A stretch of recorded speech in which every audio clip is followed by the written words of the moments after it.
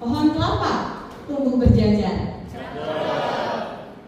tumbuh subur di pinggiran kafe. Mari kita mulai belajar materi hak dan kewajiban PKP. Cuci tangannya apa nih?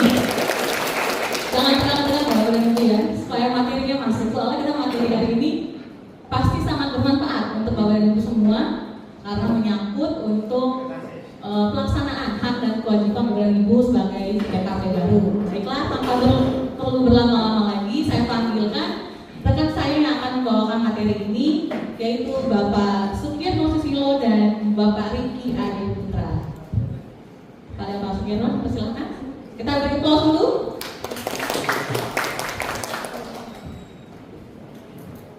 Cek. Bismillahirrahmanirrahim. Assalamualaikum warahmatullahi wabarakatuh. Ya, tadinya mau pantun tapi udah didahului sama Bu Mary, nggak jadi ya.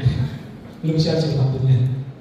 Oke, perkenalkan, nama saya Sukirno Susilo, penyuluh di Kantor Pajak Cikarang Utara. Selain di acara kelas pajak ini, Bapak Ibu barangkali jika ingin bertemu dengan kami, tipe dulu bisa juga di hari biasa, hari kerja biasa di loket handis. Mungkin ada yang pernah ke sana yang ketemu dengan kami. Ya, di acara hari ini kelas pajak Kortex bagi PKP baru yang kami khususkan untuk PKP baru agar paham, tahu apa yang harus dilakukan ketika kita posisinya menjadi PKP. Langsung masuk ke materi aja ya Bapak Ibu ya, karena waktunya juga sampai siang, materinya cukup banyak dan mohon untuk fokus dan konsentrasinya ditingkatkan, takutnya ada materi yang ke-skip jadi ngeblank sampai akhir nanti. Ya, disclaimer dulu bahwa informasi yang ada di slide ini ada kemungkinan suatu saat berubah, entah itu tampilan di aplikasinya ataupun ketentuannya, karena sifatnya memang dinamis. Termasuk dalam waktu seminggu kemarin karena ada perubahan tampilan di Cortex ya, buru-buru kami update slide ini nih, langsung malam-malam buru langsung diganti ini harusnya ya. Nanti slide-nya di sini udah yang tampilan terbaru untuk yang aplikasinya. Kita masuk dulu tuh ke definisi PKP. Apa sih PKP? Kalau menurut undang-undang bahasanya seperti ini. PKP itu adalah pengusaha. Pengusaha itu ya orang pribadi, perusahaan, dan yang melakukan kegiatan usaha tentunya. Yang melakukan penyerahan barang kena pajak dan atau jasa kena pajak, dan atau ini maksudnya bisa jadi salah satu saja, bisa jadi dua-duanya. Dan atau jasa kena pajak yang dikenai PPN berdasarkan undang-undang PPN, disebutkannya seperti itu. Lebih lanjut, kalau digambarkan, ingat pelajaran matematika SMP Bapak Ibu materi himpunan. Nah, kalau digambarkan dalam bentuk semacam himpunan itu seperti ini kira-kira. Himpunan globalnya, himpunan utamanya itu ada subjek pajak. Subjek pajak itu ya siapapun, orang pribadi ataupun perusahaan yang ada di Indonesia itu disebut sebagai subjek pajak. Belum tentu menjadi wajib pajak. Contohnya, anak yang baru lahir itu subjek pajak sebetulnya, karena lahir dan hidup berada di Indonesia, tapi belum jadi wajib pajak. Nah, wajib pajak ini siapa sebetulnya? Wajib pajak ini itu adalah subjek pajak yang sudah ada kewajiban pajaknya. Dilihat dari apa? Dilihat dari penghasilan. Ketika penghasilannya sudah melebihi PTKB dan sudah dewasa 18 tahun ke atas, itu sudah menjadi wajib pajak. Jadi ada kewajiban untuk daftar NPWP, nantinya dapat nomor NPWP serta ada surat keterangan terdaftar. Kewajiban utama atau kewajiban dasar sebagai wajib pajak adalah pajak penghasilan. Secara administratif ada kewajiban pelaporan SPT masa itu bulanan maksudnya, ada juga SPT tahunan yang mutlak. Ketika statusnya wajib pajak harus lapor SPT tahunan setiap tahunnya, baik nihil ataupun kurang bayar ataupun lebih bayar, pokoknya lapor. Nah, PKP itu posisinya di sini. Dia himpunan yang lebih kecil, ada di dalam himpunan wajib pajak. Artinya kita baru bisa menjadi PKP kalau sudah menjadi wajib pajak. Dari gambar ini juga bisa diartikan bahwa PKP itu pasti wajib pajak, tapi wajib pajak belum tentu PKP. Dapat ya di sini ya. Nah, PKP itu hubungannya dengan kewajiban pajak PPN. Jadi kita bisa tanamkan dalam mindset kita bahwa PKP itu PPN, PPN itu PKP. Jadi ketika statusnya kita bukan PKP, kita ada di sini, PPN kita nggak ada urusan, gitu ya. Nah, PKP itu melekat ke kewajiban PPN. Tanda mulai PKP itu adalah adanya surat pengukuhan pengusaha kena pajak. Kewajibannya dituangkan dalam laporan SPT masa PPN. Sampai di sini tergambar ya, PKP itu posisinya di mana? Nah, siapa saja sebetulnya yang bisa jadi PKP? Sebetulnya ada batasannya. Ada batasan wajib, yaitu ketika omset atau penghasilan kotornya dalam 1 tahun pajak itu sudah melebihi 4,8 miliar. Jadi kita punya usaha, daftar NPWP jadi wajib pajak, penghasilan kotor kita, omset kita over 4,8 miliar. Contohnya misal di bulan Juni nih, bulan Juni dari Januari sampai Juni udah melewati 4,8 miliar. Kita masuk kategori wajib untuk dikukuhkan sebagai PKP. Kapan? Paling lambat akhir tahun ini. Akhir tahun ketika omsetnya tercapai 4,8 miliar itu. Paling lambat akhir tahun ini sudah mengajukan permohonan untuk dikukuhkan sebagai pengusaha kena pajak dan memulai kewajiban PPN-nya di tahun pertama berikutnya. Bagaimana untuk yang belum sampai 4,8 miliar? Sifatnya dapat itu kalau istilah di agama muslim ya sunnah lah, kira-kira seperti itu. Dikukuhkan boleh, enggak juga enggak apa-apa. Ketika kita punya usaha belum sampai 4,8 miliar, boleh kok memilih untuk dikukuhkan sebagai PKP. Kapan? Enggak ada batas waktunya, bebas mau kapan aja. Kadang nih di dunia bisnis, ketika kita menjalankan kegiatan usaha, customer kita biasanya kan ada yang minta faktur pajak tuh. Wah, tapi saya bukan PKP, nggak bisa. Ya udah, akhirnya memilih untuk dijadikan PKP. Padahal posisinya kita belum sampai 4,8 miliar. Nggak apa-apa, itu bisa opsional, dapat sunnah begitu.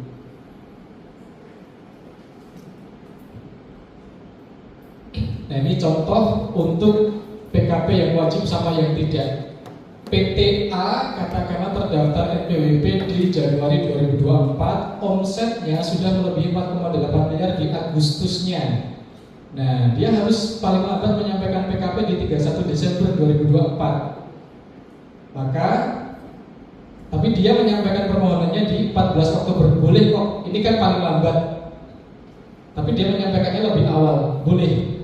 Nah, mulai dikukuhkannya 1 Januari, kewajiban PPN-nya juga mulai 1 Januari. Kalau yang PTC, dia terdaftarnya di Juli 2024, omsetnya nggak melebihi 4,8 miliar. Paling lambat kapan? Nggak ada batas waktu paling lambat. Tapi dia memilih untuk dikukuhkan PKP tanggal 14 Oktober.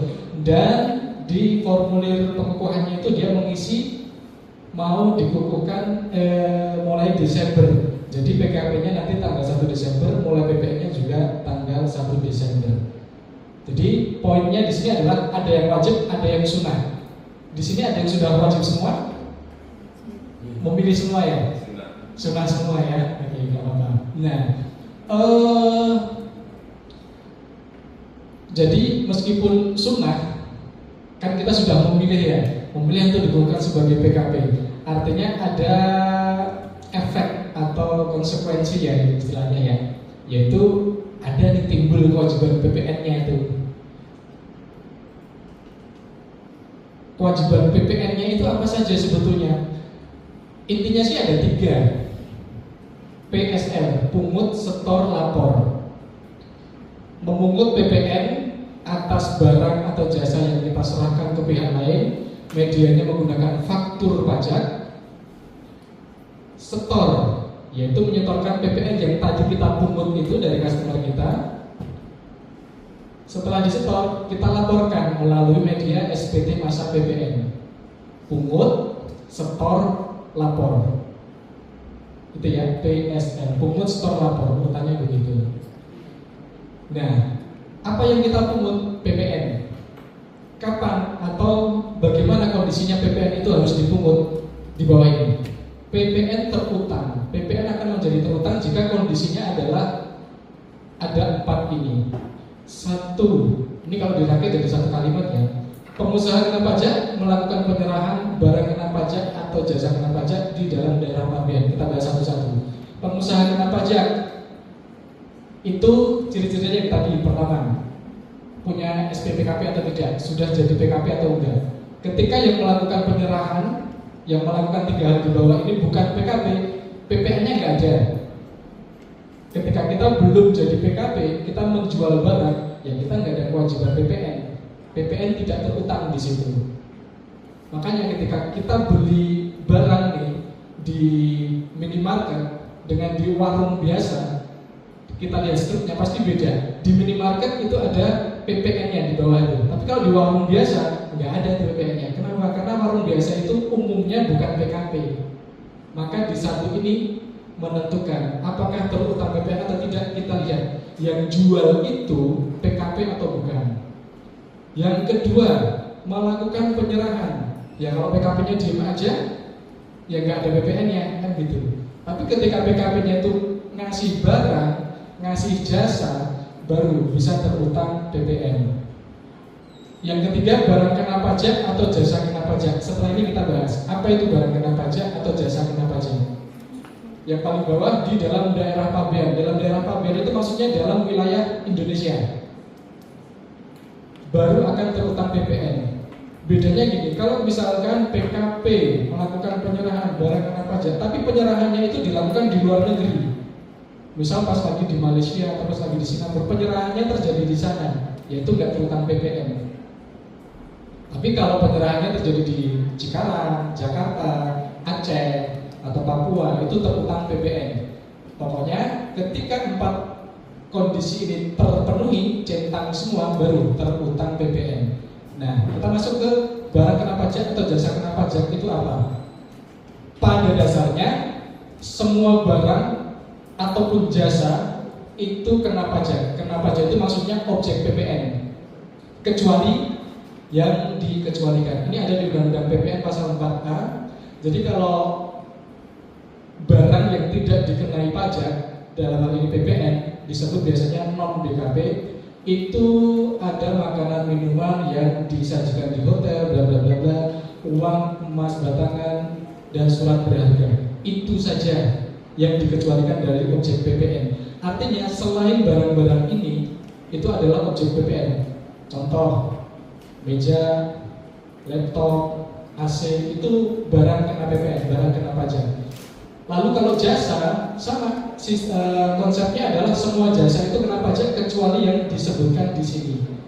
Ada jasa keagamaan, jasa kesenian hiburan, perhotelan, jasa yang disediakan oleh pemerintah, jasa tempat parkir, jasa boga. Nah itu bukan objek PPN. Meskipun PKP melakukan penyerahan di dalam daerah pabean di Indonesia, tapi jasanya jasa ini itu nggak ada PPN-nya. Nggak perlu memungut PPN, nggak perlu ada faktur pajaknya, begitu. Oke, sampai di sini konsep PPN terutang sudah dapat. Ada pertanyaan? Aman ya? Bungkus ya, lanjut. Oke. Nah, setelah tahu kapan PPN itu terutang dan kewajibannya apa, pungut setor lapor tadi, hal teknis apa yang harus dilakukan? Yang dilakukan dalam sistem Kortex juga ini nanti secara garis besar itu ada 3. Urutannya seperti ini: faktur pajak, SPT masa, bayar dan lapor. Selesaikan dulu yang nomor 1, baru pindah ke nomor 2, baru lanjut ke nomor 3.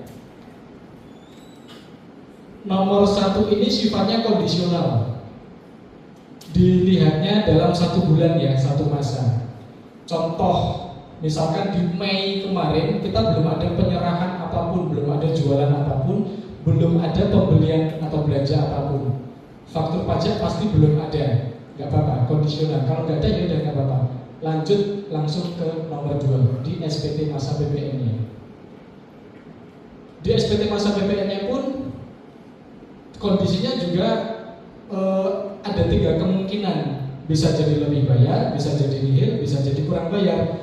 Kalau kasusnya nomor 1 ini nggak ada sama sekali, SPT masanya pasti kondisinya nihil. Ketika nihil langsung aja dilaporkan, lapor saja nggak perlu bayar. Sama dengan yang disampaikan Bapak Prima tadi, meskipun nggak ada kegiatan sama sekali, kewajiban PPN yaitu SPT masa PPN wajib harus dilaporkan. Ini yang perlu jadi perhatian. Kenapa? Karena banyak kasus PKP, entah itu PKP lama ataupun PKP baru, salah memahami bahwa ketika dalam suatu bulan tidak ada penjualan sama sekali, tidak ada pembelian sama sekali, benar-benar vakum, SPT PPN-nya ya udah nggak perlu dilaporkan. Banyak yang pemahamannya seperti itu. Nah ini keliru. Kenapa? Karena sifat kewajibannya ini adalah mutlak. Jadi ada ataupun tidak ada PPN di bulan tersebut tetap wajib dilaporkan. Nah biasanya ini PKP yang seperti itu baru tahu bahwa ini wajib ketika sudah dapat surat cinta. Kalau tahu dapat tagihan, surat tagihan pajak 500.000 dikali berapa bulan yang terlambat gitu.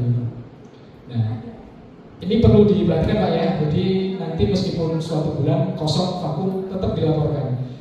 Untungnya sekarang di Kortex itu sistemnya itu mengunci. Dia pelaporan SPT masa PPN itu harus berurutan. Sekarang bulan Juni adalah waktu pelaporan SPT yang bulan Mei. Kita nggak akan bisa melaporkan SPT bulan Mei kalau SPT bulan Aprilnya belum dilaporkan. April belum bisa dilaporkan kalau Maretnya belum dilaporkan. Jadi harus berurutan tuh. Gitu. Jadi dikunci. Sistem Kortexnya juga mengingatkan, ada SPT yang belum dilaporkan tuh, laporkan dulu. Gitu. Oke, itu konsepnya. Nah, kita balik lagi sedikit ke yang faktur pajak. Faktur pajak itu di dunia PPN ada 2 jenis, pajak keluaran, pajak masukan. Pajak keluaran itu adalah pajak yang ada di kita selaku penjual atau penyedia jasa. Kita yang melakukan penyerahan itu disebutnya pajak keluaran. Kenapa disebut pajak keluaran? Karena nanti kita perlu mengeluarkan pajak tersebut ke kas negara. Kita yang mengeluarkan gitu. Kalau pajak masukan disebut masukan karena kita sudah memasukkan pajak PPN melalui pihak lain. Ya kalau lebih seperti itu pemahamannya. Ketika posisinya sebagai pembeli atau pengguna jasa. Pajak keluaran adalah atas penyerahan barang jasa, sifatnya menambah PPN yang harus kita setorkan nanti. Pastikan nanti di Kortex statusnya approved. Pajak keluaran itu adalah faktur pajak yang kita buat di Kortex. Pastikan nanti statusnya approve. Approve itu kalau sudah di-upload, sudah ditandatangani itu statusnya nanti approve.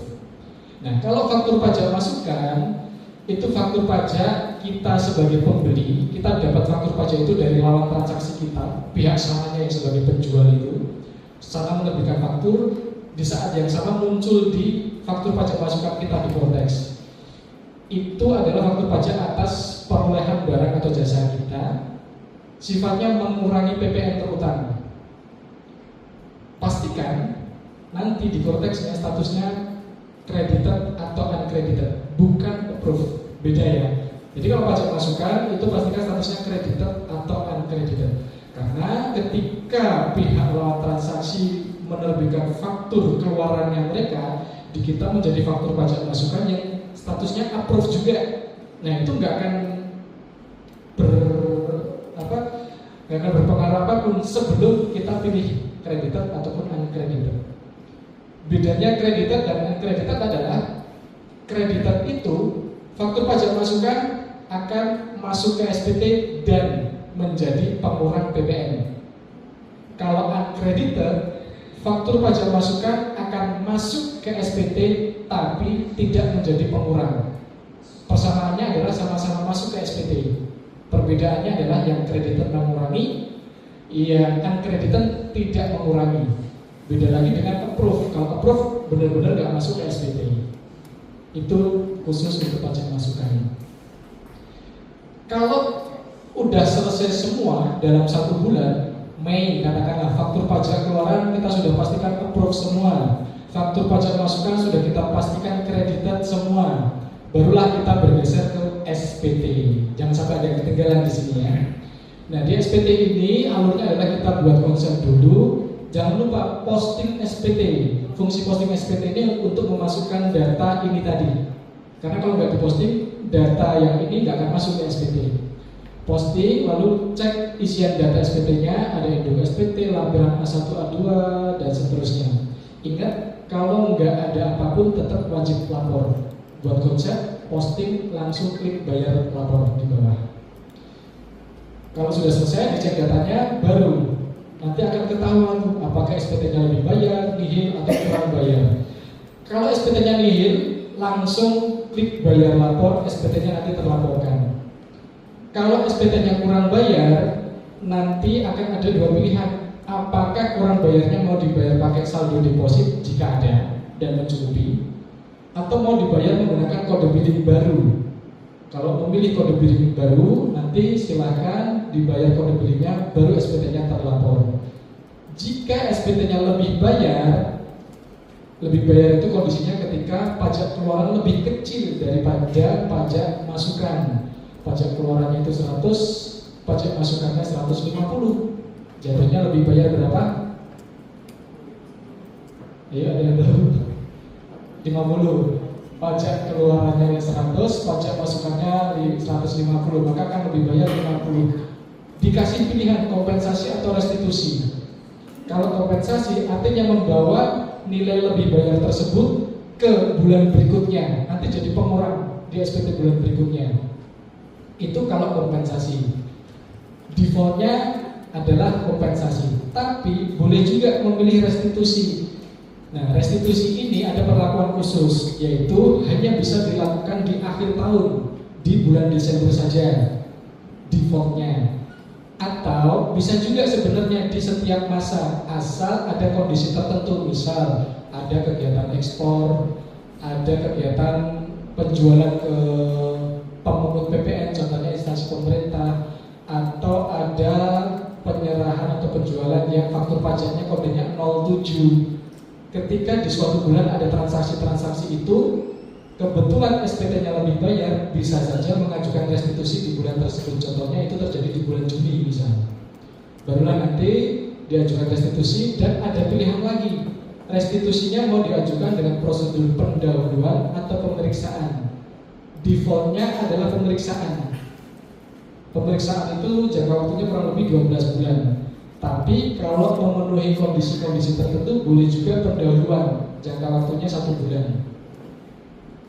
Jadi dibalikin dulu, baru diperiksa kemudian. Jadi uangnya dibalikin dulu gitu. Nah, jangan lupa untuk kasus lebih bayar harus ada nomor rekeningnya juga, karena nanti pas di SPT-nya itu perlu milih nomor rekening mana untuk pengembalian uangnya itu. Kalau sudah, barulah kita bisa memilih klik bayar lapor, barulah berhasil terlaporkan. Oke, jadi ini konsep gambaran apa yang harus dilakukan di konteks selaku PKP. Selesaikan dulu faktur pajaknya, beralih ke SPT, baru bayar dan lapor. Gitu. Sudah dapat gambarnya sampai tahap ini? Sudah ya? Lanjut. Ini juga penting terkait dengan batas waktu. Banyak yang keskip juga bagian ini. Di dalam dunia PKP atau dunia PPN itu ada 3 jenis batas waktu. Batas waktu terbit faktur, batas waktu bayar atau setor, dan batas waktu lapor. Terbitkan faktur paling lambat tanggal 20 bulan berikutnya. Ini uploadnya yang dimaksud. Bayar dan setor akhir bulan berikutnya. Lapor sama dengan bayar akhir bulan berikutnya. Konsekuensinya apa jika hal ini terlambat dilakukan? Kalau terlambat menerbitkan faktur, ada konsekuensi denda 1% dari dasar pengenaan pajak. Kalau terlambat bayar atau setor, sanksinya berupa bunga per bulan. Kalau batas lapor telat, itu dendanya 500.000. Nah, ini seperti yang saya sampaikan tadi, ketika nggak ada kegiatan usaha sama sekali, benar-benar vakum di suatu bulan, nggak lapor SPT PPN, lewat tuh tanggal akhir bulan berikutnya. 500.000 ini, begitu. Nah ini perlu dipegang juga nih. Contohnya ya, misal ada transaksi penyerahan tanggal 20 Mei, faktur pajaknya dibuat tanggal 1 Juni, masih bisa dibuatnya ya, masih bisa. Katakanlah tanggalnya diisi tetap tanggal 20 Mei, itu bisa. Tapi uploadnya tanggal 21 Juni, nah pasti udah nggak bisa diupload, sistem mengunci. Jadi mau tidak mau faktur pajak yang sudah dibuat per tanggal 20 Mei tadi harus diupload maksimal tanggal 20 Juni. Efeknya apa kalau kita terlambat tuh, misalkan sekarang masuk tanggal 21 Juni, lupa ada faktur pajak tanggal 20 Mei yang belum kita upload. Di-upload kan pasti sudah ketolak oleh sistem. Alhasil kita harus hapus faktur tadi, kita buat baru, tanggalnya hanya bisa dipilih mulai 1 Juni. Padahal transaksinya sebenarnya tanggal 20 Mei. Nah, disinilah masuk kategori terlambat menerbitkan faktur. Penyerahannya tanggal 20 Mei, faktur pajaknya tanggal 1 Juni. Nah, ini siap-siap ada denda 1% dari DPP. Begitu contohnya. Oke, bicara kewajiban saja kayaknya kurang seimbang kalau kita tidak membicarakan hak ya. Hak PKP dalam dunia PPN ini apa? Ya itu, mengkreditkan faktur pajak masukan. Dalam menjalankan bisnis kan kita pasti ada belanja, ada pembelian barang, ada penggunaan jasa dari pihak lain. Pastikan lawan transaksi kita ini juga PKP. Kenapa? Agar kita dapat faktur pajak masukan. Karena kalau lawan transaksi kita toko biasa, bukan PKP ya, kita nanti nggak dapat faktur pajak masukan. Nggak ada pajak PPN yang bisa jadi pengurang. Contoh kasusnya, untuk mengkreditkan faktur pajak masukan itu konsepnya begini nih. Kita ada faktur pajak keluaran 1 juta, punya faktur pajak masukan 800. Ingat tadi, kita harus pilih antara credited atau uncredited. Kalau kita pilihnya uncredited, oke, ini masuk ke SPT, tapi tidak menjadi pengurang. PPN yang harus kita setorkan tetap 1 juta. Mengkreditkan atau tidak ini juga opsi ya, pilihan. Boleh tidak dikreditkan.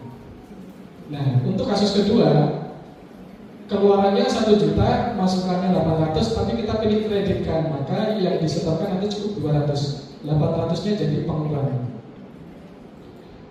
Contoh ketiga, nihil, kebetulan pas nilainya 1 juta, PM-nya 1 juta, 0. Ini juga berlaku untuk yang tidak ada kegiatan sama sekali ya. Penyerahan 0, pajak masukan 0, maka di sini nanti juga 0. Nah, untuk yang kondisi ini, ketika faktur pajak keluarannya lebih kecil daripada faktur pajak masukan, ada lebih bayar 100. Nah, lebih bayar 100 ini masuk ke hak yang kedua, kompensasi atau restitusi.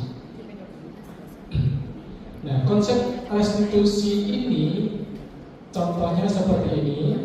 Misalkan di bulan September ada pajak keluaran 1 juta, kemudian pajak masukannya 1.100.000, belum ada kompensasi dari bulan sebelumnya, maka lebih bayarnya 100.000 terkompensasi ke bulan berikutnya.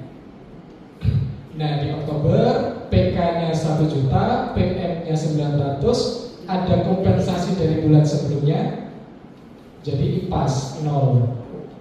Nah, ini kan nggak ada nih, nggak ada kompensasi ya. Nah, di November PK 100, PM 1.200.000, lebih banyak 200. Dia terkompensasi lagi ke bulan Desember. Nah, pas di bulan Desember kondisinya seperti ini, ada lebih bayar 100. Nah, Desember kan akhir tahun ya. Tadi kan ada opsi untuk restitusi. Nah, di SPT Desember ini bebas, mau dikompensasi agar masuk ke Januari tahun depan atau mau direstitusi juga boleh. Nah, ini hak wajib pajak, hak PKP dalam PPN ya. Ada kompensasi, restitusi, ataupun tadi pengkreditan faktur pajak masukan. Dapat ya sampai sini ya konsep-konsep tadi. Lanjut ke faktur pajak. Ini mulai masuk bagian teknis nih. Dari materi-materi tadi, ada yang masih bingung? Ada yang ditanyakan mengenai konsep-konsepnya? Ingat ya, kewajibannya tadi apa aja? Pungut, setor, lapor. Hal yang harus dilakukan adalah selesaikan faktur pajak, buat konsep SPT-nya, baru bayar dan lapor. Pokoknya tiga-tiga itu ya. Nah, siap, kita masuk ke teknisnya. Lanjut ya. Ya, dari tiga tadi kan kita mulai dari faktur pajak ya. Nah, kita lanjutkan masuk ke materi yang faktur pajak. Bentuknya sih kayak gini. Pasti udah buat faktur pajak udah tahu ya bentuknya seperti apa. Ada nomor seri yang diberikan secara otomatis oleh sistem. Ada identitas penjual, identitas kita selalu penerbit faktur pajak, identitas pembeli, silawan transaksinya kita. Ada data objek transaksinya, barang atau jasa. Ada penghitungan PPN-nya di sini. Dan ada validasinya, tanda tangan, tempat tanggal dan lain sebagainya. Nah, bicara mengenai faktur pajak, itu ada banyak kodenya, 10 sih, nggak banyak sih, 10 sih, banyak atau nggak ada 10. Nah, pembagiannya seperti ini, 01, 02 dan seterusnya. Sudah familiar kan dengan istilah 11/12? Sudah familiar ya? Nah, sedikit bicara sejarah.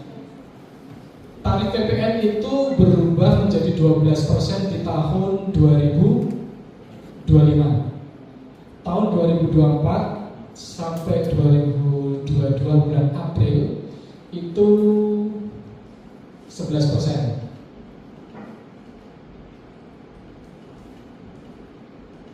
Nah ini dia 10, 11, 12. Jadi di sini itu tarif pajaknya sebetulnya ada jadi 12%. Tapi agar tetap terasa 11%, makanya muncul istilah DBP nilai lain 11/12. 11/12 ini dikalikan dari harga jual ya, agar nilainya menurun sehingga pajak ini tetap terasa seperti 11%. Nah itu mengenai tarif. Efeknya ke kode faktur adalah sebelum tarif pajaknya itu 12%, pada umumnya faktur pajak dibuat dengan kode faktur 01. Kode faktur pajak itu dulu paling banyak, paling general itu 01. Tapi semenjak ada mekanisme 11/12 yang disebut sebagai DPP nilai lain, bergeser. Sekarang yang paling umum 04. Lalu 01 untuk apa? 01 sekarang bisa dibilang khusus untuk barang mewah. Nah, contoh nyatanya ya misalkan kayak APTM atau dealer-dealer pabrikan kendaraan, itu kan barangnya kayak mobil kan termasuk barang mewah tuh. Nah, ketika pabrikan mobil menjual mobil, selain dia memungut PPNBM, pajak penjualan barang mewah, faktur pajak yang mereka terbitkan juga 01. Karena DPP-nya full, tarif pajaknya juga 12%. Nah, kita selaku PKP pada umumnya, faktur pajak yang paling sering akan kita terbitkan adalah kodenya 04. Sebabnya itu tadi, karena nilai PPN-nya nggak dihitung langsung ke harga jual, tapi kita kurangkan dulu dengan 11/12. Ceritanya seperti itu. Nah, selanjutnya untuk menentukan kode faktur yang harus kita pilih, itu kode faktur yang berapa? Hierarkinya seperti ini Bapak Ibu. Pertama, kita cek dulu apakah itu termasuk 07 atau 08. 07 itu adalah penyerahan yang dapat fasilitas tidak dipungut. 08 itu fasilitas yang dibebaskan. Contoh fasilitas tidak dipungut itu adalah kita kan berada di wilayah Cikarang ya, banyak pabrikan, banyak kawasan industri. Ada pabrik-pabrik tertentu yang dia berada dalam satu wilayah disebut kawasan berikat. Nah, kawasan berikat itu ada fasilitas PPN, namanya PPN tidak dipungut. Ketika kita menjual barang ke mereka, dan mereka ada dokumen dari Bea Cukai namanya BC40 kalau nggak salah. Nah, faktur pajak yang kita terbitkan nanti 07. Nah, di filter pertama ini terjerat apakah 07? Yes, maka kita pakainya 07. Kalau 08 apa? 08 itu contohnya kayak barang kebutuhan pokok. beras, gula dan sebagainya. Kita jual beras nih misalnya, masuk ke 08 atau tidak masuk, yaudah kita langsung ke 08. Filter pertama. Filter kedua, misal 07, 08 tidak masuk, kita enggak, yang tidak dipungut kok, bukan juga yang dibebaskan, makanya lanjut ke 02 atau 03. 02 sama 03 itu sama sebetulnya, yaitu pemungut PPN. Bedanya adalah 02 itu pemungut PPN yang berupa instansi pemerintah, kantor-kantor pemerintah, bendahara pemerintah, itu 02 faktornya. Kalau 03 selain instansi pemerintah, gampangnya begitu. Kita dapat PO nih, purchase order, dari mana? Oh, dari SD atau dari SMP mana tuh? Nah, nanti faktur pajaknya kita terbitkan yang 02. Kita dapat pesanan dari mana nih? Dari BUMN katakanlah, ternyata ada pesan di kita nih, alhamdulillah. Nah, kita bikinnya 03 di filter kedua. Kalau ternyata bukan di antara keduanya, kita lanjut lagi ke bawah, 06 atau 10. 06 itu penyerahan barang kena pajak kepada turis, 10 itu penyerahan lainnya. Ini jarang banget terjadi, jadi bisa kita skip. Setelah kesini, anggaplah tidak, kita lanjut ke 09. 09 itu penyerahan barang kena pajak berupa aktiva yang semula tidak diperjualbelikan. Gampangnya adalah yang mau kita jual ini persediaan atau bukan. Dalam akuntansi itu kan ada yang namanya aset tetap, ada juga persediaan barang dagangan. Nah, kalau yang kita jual ini bukan barang dagangan, melainkan aset kayak meja atau mungkin komputer yang itu bukan merupakan barang dagangan, nah kita berinya kode 09. Contoh, ada 2 PT, satunya memang jual beli komputer, yang satunya jual beli meja kursi, tapi punya komputer untuk keperluan administrasi. Nah, PT yang pertama, ketika dia menjual komputer, dia pakainya 04 karena komputer merupakan barang dagangan dia. Nah, PT yang kedua sama jual komputer, tapi dia pakainya 09. Kenapa? Karena komputer di PT kedua ini bukan barang dagangan dia. Barang dagangan yang di PT kedua kan meja dan kursi, bukan komputer. Nah, makanya PT kedua kalau jual komputer pakainya kode faktur 09. Sama-sama jual komputer ini, begitu ceritanya. Lalu kalau bukan 09 juga, kita bergeser ke 04 atau 05. Nah, ketika bukan ini semua nih, barulah kita bikin 05. 04 atau 05. 04 itu yang tadi saya sampaikan, dia DPP nilai yang paling umum kita gunakan. Kalau 05 itu yang pakai besaran tertentu. Contoh yang pakai besaran tertentu itu adalah jasa pengiriman, jasa paket pengiriman. Itu pakainya besaran tertentu. Mungkin di lain waktu kali ya untuk penjelasan informasi lebih detail materinya. Paling umum adalah 04. Baru kalau bukan 04 atau 05 juga geser ke 01. Nah, mayoritas nanti sudah ke filter di sini nih, ke 04-nya. Oke, jadi seperti itu menentukan kode fakturnya masuk ke kode faktur berapa. Kalau di formulir Cortex-nya itu di aplikasinya kode transaksi. Kode transaksi itu kalau kita scroll ada 1 sampai 10, ada deskripsinya juga tuh DPP nilai. Paling sering nanti kita pilih yang 04. Oke, ini terkait kode fakturnya ya. Ini soal tarifnya tadi nih, sejarah tarif. Dulu kan 10% ya. Sejak ada undang-undang HPP mulai 1 April 2022 berubah ke 11%. Mulai 1 Januari 2025 naik ke 12%. Penjelasan contohnya adalah seperti ini. Sebelum 1 April, katakanlah dulu ada harga jual 1.200.000, PPN-nya langsung dikalikan 10%, jadi senilai 120. Ini tuh skema dasar ya perhitungannya. Di rentang waktu ini, harga jual 1.200.000, PPN-nya 11%, tarifnya 11%, PPN-nya 132. Nah, pas di tarif ini, kalau skema dasar 12%, 1.200.000 kali 12% 144. Kalau pakai skema DPP nilai lain 1.200.000 dikalikan dulu dengan 11/12, baru dikalikan 12%, jatuhnya 132 132, masih sama nilainya. Nah, ini yang saya sebut tadi, kalau ini kode fakturnya pakai 04, ini kode faktur yang pakai 01. Begitu ceritanya. Baik, kita lanjut. Nah, sekarang kita bicara kapan faktur pajak itu seharusnya dibuat. Karena kan ini berkaitan dengan adanya batas waktu dan sanksi keterlambatan penerbitan faktur tadi itu. Pada dasarnya faktur pajak itu dibuat pada saat mana yang lebih dulu antara pembayaran atau penyerahan BKP dan atau JKP. Penyerahan barang kena pajak itu dilihat dari penyerahan barang secara langsung, jelas.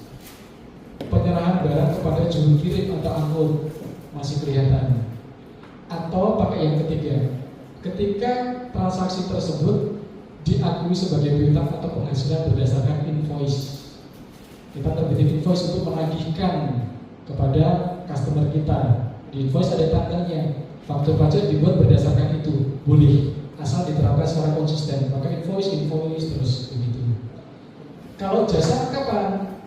Kalau jasa itu penyerahannya dianggap sudah terjadi ketika ada pengakuan piutang atau penghasilan, sama dengan ini tadi, berdasarkan invoice, atau ketika suatu kontrak atau perjanjian itu ditandatangani, atau ketika sudah tersedia fasilitas atau kemudahan atas jasa tersebut.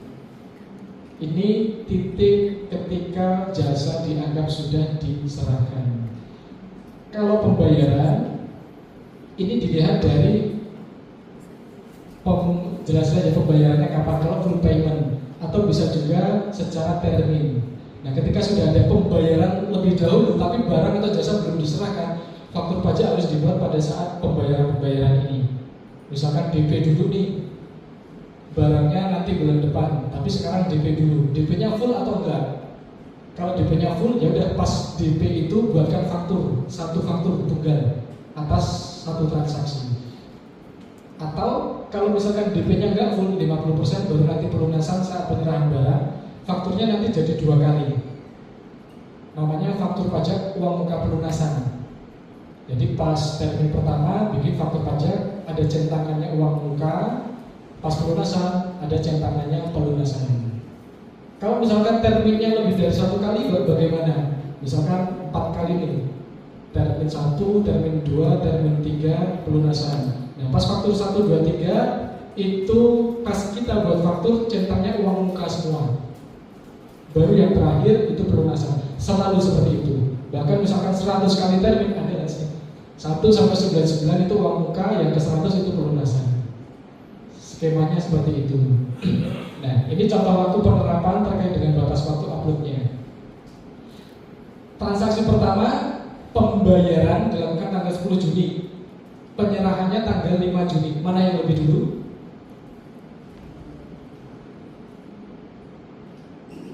Penyerahan ya. Penyerahan terjadi lebih dulu, maka faktur pajak harus dibuat pada tanggal 5 Juni. Faktanya faktur pajak dibuat tanggal 5 Juni, di-uploadnya juga 5 Juni. Terlambat atau tidak? Tidak. Penyerahan terjadi lebih dulu. Aman, ini normal sekali. Yang kedua, pembayarannya tanggal 10, penyerahannya tanggal 20. Mana lebih dulu? Pembayarannya. Nah, tanggal fakturnya dibuat tanggal 10. Tanggal uploadnya juga tanggal 10 Juni. Terlambat atau tidak? Tidak. Kenapa? Pembayaran lebih dulu, faktur pajak dibuat sesuai tanggal pembayaran. Transaksi ketiga, pembayarannya tanggal 10, penyerahannya tanggal 5 Juni. Mana yang lebih dulu? 5 Juni ya, penyerahan berarti ya. Faktur pajaknya dibuat tanggal 5 Juni, tapi baru diupload tanggal 30 Juni. Masih bisa ya, belum melewati tanggal 20 bulan berikutnya. Masih bisa, tidak terlambat, tidak melewati batas waktu upload. Baru mulai transaksi keempatnya ada merah-merahnya nih. Pembayarannya tanggal 10 Juni, penyerahannya tanggal 5 Juni, tapi faktur pajaknya tanggal 10 Juni. Nah, ini kayaknya PKP belum tahu nih bahwa harusnya mana lebih dulu. antara pembayaran atau penyerahan. Nah, ini sudah masuk kategori terlambat. Yang kelima, pembayaran 10 Juni, penyerahan 20 Juni, tanggal fakturnya 20 Juni. Tepat ya? Harusnya tanggal 10 Juni. Bikinnya tanggal 20 Juni, masuk sebagai terlambat.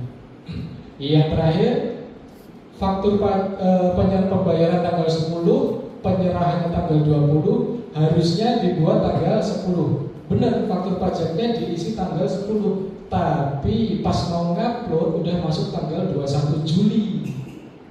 Lewat nih. Alhasil faktur pajak gagal upload, jadi harus membuat faktur baru yang tanggalnya paling awal adalah 1 Juli agar bisa diupload. Nah, ini lewat batas faktur upload, harus buat tanggal baru, faktur pajak baru, masuknya terlambat juga. Sudah tergambar ya kondisinya ya, kapan faktur pajak harus dibuat dan titik-titik amannya itu kapan. Nah, ini penjelasan lebih lanjut terkait faktur pajak yang sistemnya pembayaran di awal dan pakai DP, termin-termin. Kita contohkan misalkan ada 4 kali, ada termin 1, 2, 3, dan 4. Ini masuk juga ke konsep pengisian atau pembuatan faktur pajak nantinya di konteks. Contoh ada 4 termin, ini uang muka pelunasan 20%, 20, 30, 30. Ini untuk kondisi seandainya DP-nya full. Sedangkan ini untuk pembayaran yang termin-termin. Ketika kondisinya full, maka saat mengisi faktur pajak nggak perlu ada checklist uang muka ataupun pelunasan. Nomor seri faktur pajaknya nanti akan terisi otomatis. Untuk perhitungan PPN-nya adalah seperti ini. 2.500.000, ibaratkan ada diskon. Nah, diskon ini mengurangi harga ya. Diskon ini mengurangi harga. Kalau di formulirnya itu kan ada potongan harga, dikurangkan dulu itu. Ini contohnya biar lengkap sekalian, kita kasih ada diskonnya juga. Sehingga harga yang nanti akan kita hitung PPN-nya itu dari yang harga setelah dikurangi diskon 2.400.000. Kita hitung dulu DPP nilainya berapa, baru ketemu PPN-nya segini. Nah, ini kalau full payment. Kalau berdasarkan termin, maka kita harus urut membuat faktur pajaknya. Mulai dari termin pertama, kita checklist uang muka di formulir pengisian faktur pajaknya. Untuk faktur pajak uang muka pertama, nomor serinya nanti akan terisi otomatis. Jadi kita kosongkan dulu aja. Lalu isikan data-datanya. Untuk pengisian detail barang, udah pada pernah nyoba isi faktur juga kan ya? Udah cukup tergambar kan isinya kayak gimana? Pas kita ngisi detail barang, detail transaksi, itu yang kita isikan data ini semua ya, data fullnya, data utuhnya, bukan data yang per terminnya. Nah, data per terminnya nanti kita isikan setelah selesai mengisikan data transaksi. Di tabel yang muncul di situ ada tulisan uang muka, uang mukanya berapa, isikan aja nilai yang ini. Nah, nanti sistemnya akan menghitung otomatis PPN-nya berapa yang di termin 1, PPN-nya berapa yang dari termin kedua, dan seterusnya. Nah, lalu ketika membuat faktur pajak termin kedua, kita perlu memasukkan nomor seri faktur pajak dari faktur pajak yang termin pertama. Tujuannya apa? Agar ngelink, agar tersambung. Yang termin ketiga pun juga isikan nomor seri yang di sini. Ini juga sama. Jadi selalu seperti itu untuk yang termin kedua dan seterusnya. Pas selesai isi termin pertama, upload, nanti kan terisi otomatis tuh nomor seri faktur pajaknya berapa. Nah, pas bikin faktur pajak kedua, kita salin nomor seri faktur pajak pertama, kita masukkan saat membuat faktur pajak kedua. Oke, jadi konsepnya seperti itu kalau pembayaran di awal dan skemanya adalah termin-termin semacam ini. Oke, lanjut ya. Kita masuk ke konteksnya sekarang. Seperti sempat awal saya sampaikan tadi di depan bahwa faktur pajak keluaran itu pastikan endingnya adalah approve. Kalau faktur pajak masukan endingnya adalah credited atau uncredited. Garis besar pemrosesannya adalah isi upload. Kalau faktur pajak keluaran, kalau faktur pajak masukan cari lalu pilih kreditkan atau tidak kreditkan. Kenapa cari? Karena kita nggak perlu merekam faktur pajak masukan. Faktur pajak masukan itu muncul otomatis ketika lawan transaksi kita menerbitkan faktur pajak keluarannya mereka. Jadi muncul nanti otomatis di kita. Nah tugas kita apa? Cari aja faktur pajaknya yang mana nih di daftar faktur pajak masukan kita. Lalu kita nanti pilih kreditkan atau uncreditkan. Ingat ya, keluaran approve, masukan credited atau uncredited. Lanjut, kita ke keluaran dulu. Nah, ini dia yang di awal tadi sempat saya sampaikan juga bahwa kita harus segera mengganti tampilannya karena kan sudah baru ya. Yang sebelumnya kan masih biru-biru begitu. Nah, ini kita sudah sesuaikan dengan tampilan kotak yang sekarang. Tampilannya seperti ini. Oh ya, mode impersonate sudah tahu semua kan ya? Aman ya mode impersonate?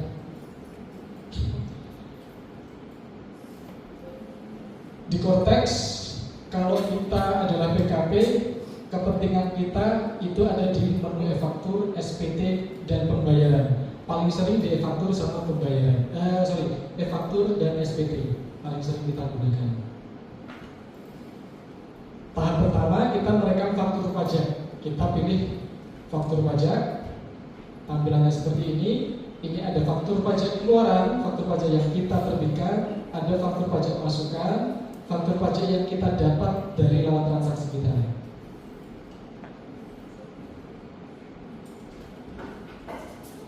Kita buka faktur pajak keluaran. Ada beberapa tombol. Nah, bedanya kalau tidak impersonate, tombol uploadnya ini nggak ada. Jadi jangan panik nih, misal, kok tombol uploadnya nggak ada nih? Cek dulu, jangan-jangan belum impersonate di sininya nih.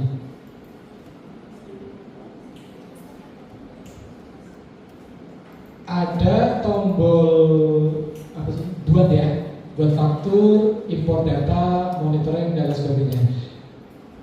Defaultnya kita pilih buat faktur, meskipun ada opsi lain untuk merekam faktur dengan cara import data, pakainya XML. Ini biasanya dipakai untuk perusahaan yang dalam satu harinya transaksinya mungkin di atas 1000 kali ya. Input satu-satu kan pegel juga.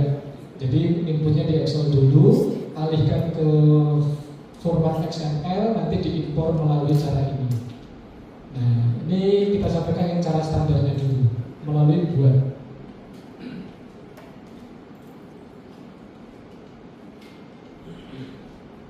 Di dalam formulirnya terbagi dalam 3 bagian dokumen transaksi, yaitu data faktur pajak itu sendiri, informasi pembeli, data lawan transaksi kita, dan detail transaksi. Ini data barang dan perhitungan PPN-nya, barang jasa dan perhitungan PPN. Di bawahnya ada tombol simpan konsep untuk menyimpan draft, ada tombol upload untuk mau langsung upload faktur pajak. Meskipun di luar tadi ada upload juga, jadi uploadnya bisa 2 cara.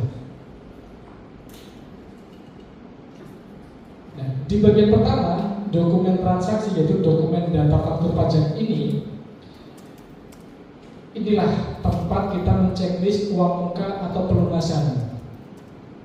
Kalau transaksinya sistem termin ya, kalau bukan sistem termin, ya udah, nggak perlu diceklis. Misalkan full payment atau penyerahannya udah langsung di depan. Nah, contohnya nih, barang udah diserahkan, tapi bayarnya cicil. Itu masuk kategori pembuatan faktur pajak termin atau tidak? Jawabannya tidak. Kenapa? Barang sudah lebih dulu diserahkan. Di mana tadi batas waktu penerbitan faktur, kapan faktur pajak harus diterbitkan kan mana lebih dulu antara barang diserahkan atau pembayaran. Nah, kasusnya barangnya udah diserahkan dulu, meskipun pembayarannya nanti secara cicil. Nah, itu tetap faktur pajak tunggal berdasarkan penyerahan barang. Jadi kalau yang faktur termin ini hanya untuk yang barang diserahkan belakangan, tapi di depan pembayarannya secara termin dulu. barulah ini di checklist. Termin 1, termin 2, termin 3 pelunasan. Nomor seri fakturnya ada di sini. Kalau kita ngisi faktur pajak termin kedua, centang, di sini kita masukkan nomor faktur termin pertama. Kode transaksi ini yang ada 10 tadi itu. Yang paling banyak kita pilih nomor 4. Tanggal faktur silakan disesuaikan, bisa disesuaikan dengan tanggal invoice. Jenis faktur otomatis dia normal. Masa pajak akan menyesuaikan tanggal fakturnya, begitupun dengan tahun. Referensi ini bebas, diisi bisa, tidak juga tidak apa-apa. Misalkan kalau mau diisi mungkin bisa diisi nomor invoice-nya. Agar apa? Agar ada linknya itu, ada titik sambung, titik temunya itu. Faktur pajak yang ini itu atas invoice yang mana? Kita cek di referensi. Oh, nomor invoice-nya yang ini. Misal, kalaupun dikosongkan juga tidak apa-apa. Alamat NITKU ini adalah alamat dan kode cabang si penjual. Barangkali kita punya cabang. Nah, silakan dipilih di NITKU ini cabangnya yang keberapa, yang 1, 2, 3 dan seterusnya. Ini dokumen transaksi terkait faktur pajaknya. Masuk yang kedua. Jadi penjelasan saya tadi ya. Ini contoh kode transaksinya. 01 kepada selain nomor bla bla bla, 04 DPP nilai lain.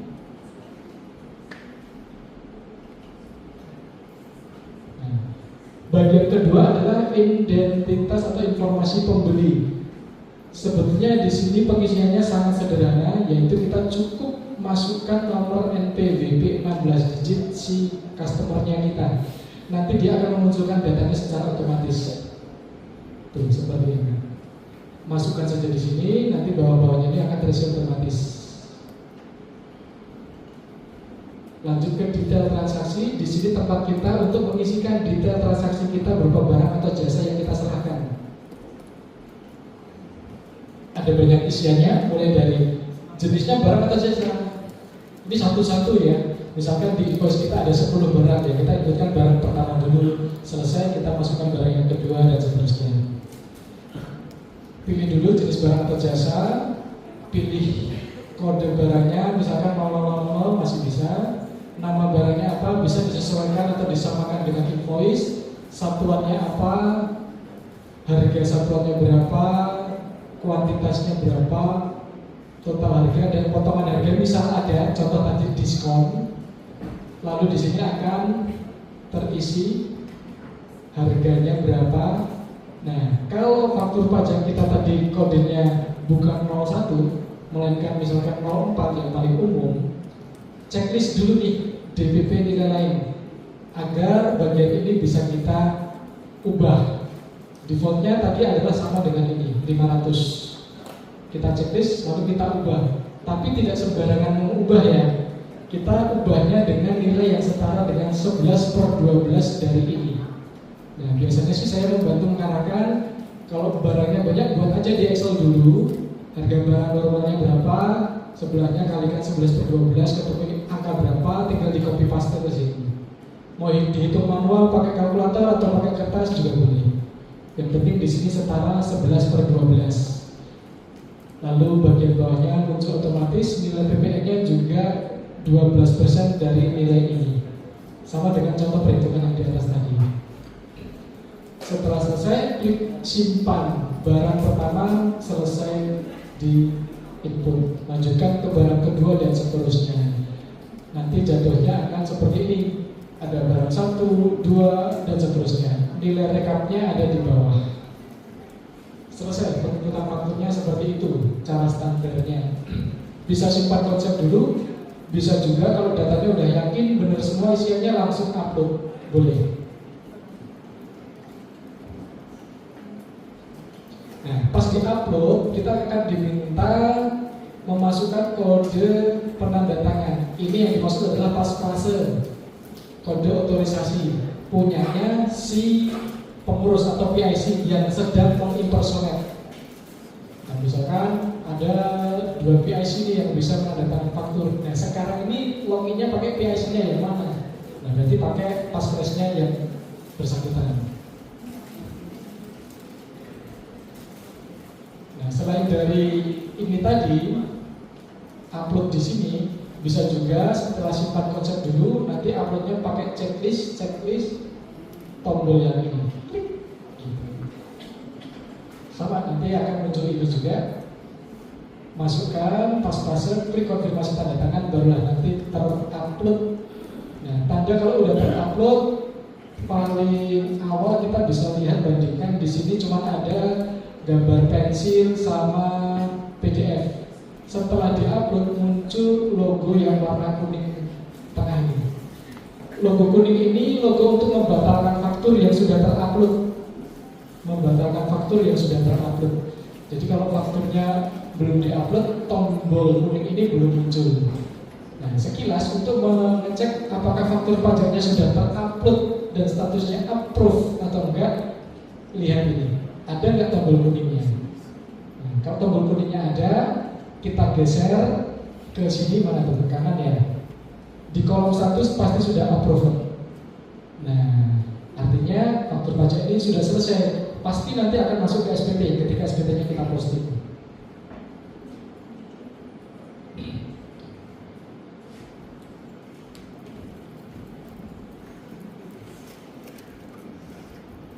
Terus kalau misalkan kita mau mengecek data-data faktur pajak yang sudah pernah kita terbitkan, itu